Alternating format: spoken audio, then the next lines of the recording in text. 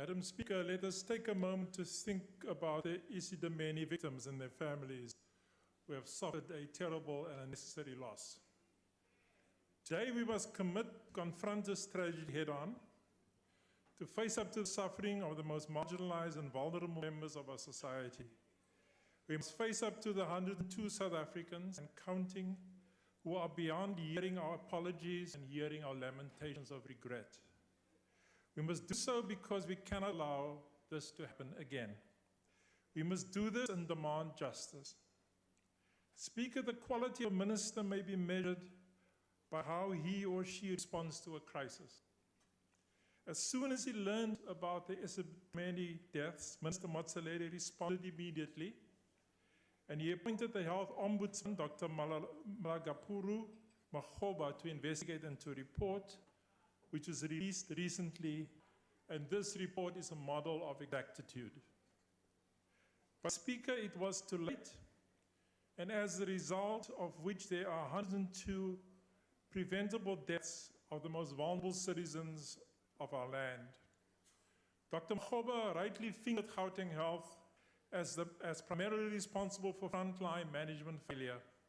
But there is a deeper, chronic failure of surveillance, of communication, and of emergency response capability that afflicts the health system from the bottom right to the top of Minister Motsoaledi himself, which is why the DA called on President Jacob Zuma to appoint a judicial inquiry to get to the bottom of it.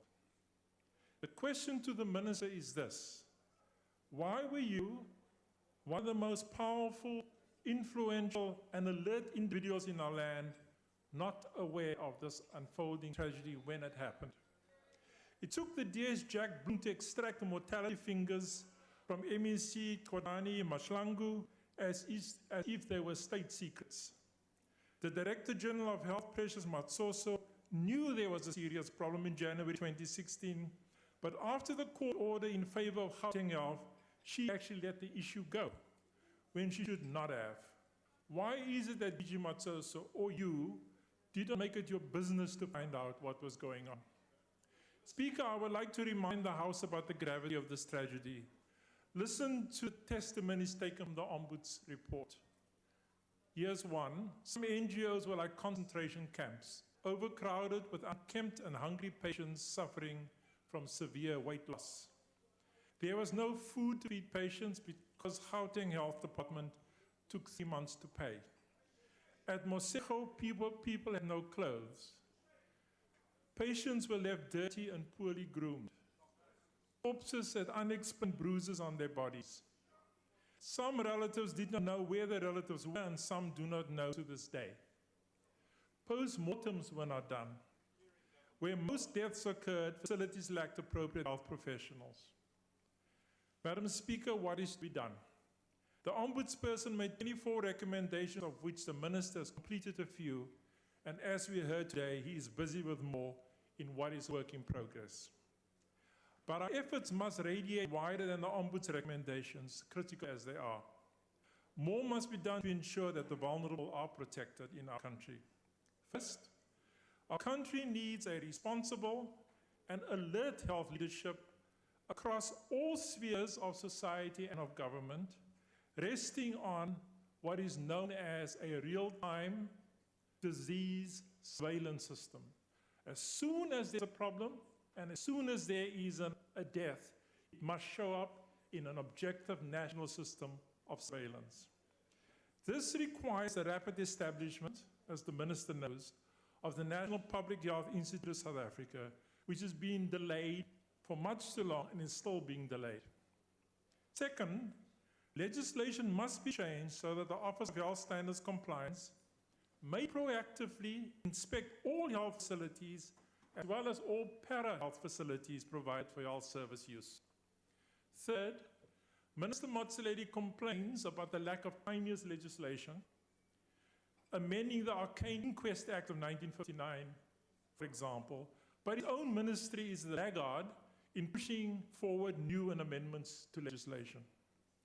Fourth, the position and responsibilities and lines of accountabilities of members of executive councils, the provincial MECs, should be made more strictly and clearly in terms of its subject matter. First, there must be explicit performance requirements. Two, there must be transparency of operation. You cannot have an MEC say, this is the number of deaths, only an operating like she's sitting in a dentistry where it takes the extraction of teeth to get at numbers. It cannot be so. It must be transparent. Together with reporting systems aligned performance requirements. Third, there has to be unconflicted compliance on MEC's part to the law. And fourth, there must be unconflicted accountability to the job at hand. Fifth, Health Director General Precious Matsoso recommended rightly that a Chief Medical Officer position be created in the National Department of Health. Sixth, the human resource qualifications architecture must be reviewed to ensure that health professionals are not amateurs run all of our health facilities. Seventh, Minister Motshedi must use the power he has of legally withholding conditional grants more effectively to exact compliance with provinces that honor our national health laws as long as they do not compromise access to health. Minister Motshedi pussyfoots too much around ANC intra-party sensitivities in the province. He must stop pussyfooting around that. Minister Motshedi's default reaction to provincial problems is to pull issues back into an overburdened national health department. You should remember that mental health was under the National Department until 1999, and it was not a good story. Provinces absorbed the mentally infirm at the time of what's known as deinstitutionalization.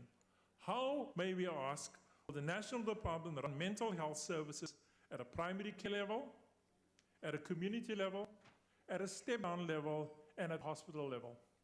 Remember, the human resource portfolio for health sits in the province, not in the National Department.